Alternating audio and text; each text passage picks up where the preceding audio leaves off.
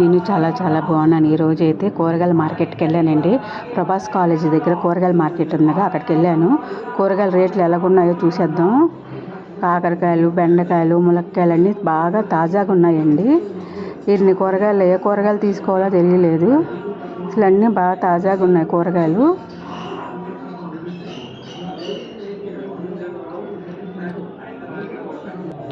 అసలు ఖాళీ లేదండి మార్కెట్. పొద్దున్నే వెళ్ళాము కదా, మార్కెట్ ఖాళీ లేదు. చూసారా, కాకరకాయలు, బీరకాయలు అన్నీ తాజాగా ఉన్నాయండి. ఆకుకూరలు కూడా బాగా తాజాగా ఉన్నాయండి. దోసకాయలు, గుత్తి వంకాయలు, టమాటాలు అయితే కేజీ 40 రూపాయలు ఉన్నాయండి. మరి మీ ఊర్లో ఎలాగున్నాయో, మాకైతే 40 రూపాయలు. ఉల్లిపాయలు కూడా బాగా రేటుగా ఉన్నాయండి. ఉల్లిపాయలు కేజీ అయితే 50 రూపాయలు. ఇంకా ఈ చిక్కుడుకాయలు ఇవి అంటారా, కేజీ 10 రూపాయలు, 20 రూపాయలు అలా ఉన్నాయి. అట్టకాయలు అయితే 20 రూపాయలకి 3 అట్టకాయలండి. ఇంకా అన్ని కూరగాయలు తెచ్చుకొని ఇంటికి వచ్చామండి. ఇంకా కూరగాయలకు వెళ్ళడం ఒక వంతు అయితే, ఇవన్నీ చదవడం ఒక వంతు అండి. బీరకాయలు, వంకాయలు, బెండకాయలు, దొండకాయలు, అక్కడ ఏం కూరగాయలు ఉన్నాయి అన్నీ తెచ్చాం. మొన్న డీమార్ట్కి వెళ్ళాను కదా, డీమార్ట్కి వెళ్ళినప్పుడు హెచ్చాలు తెస్తాం కదండి, ఆ హెచ్చాలు వేసిన కవర్లు ఉంచానండి. ఇలా కూరగాయలు పెట్టుకోవడానికి బాగుంటాయి అనేసి. ఇప్పుడు ఆ కవర్లోని కూరగాయలన్నీ సదిరేసి ఫ్రిడ్జ్లో పెట్టాలి.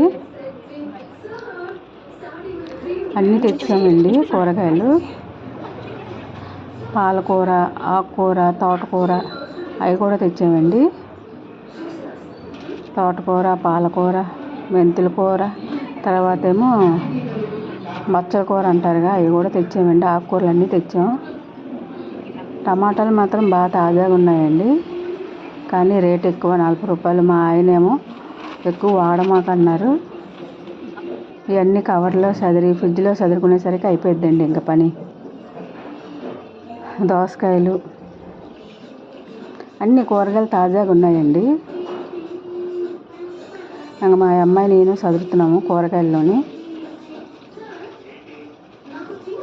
ఇదిగోండి అన్నీ సదిరేసాము.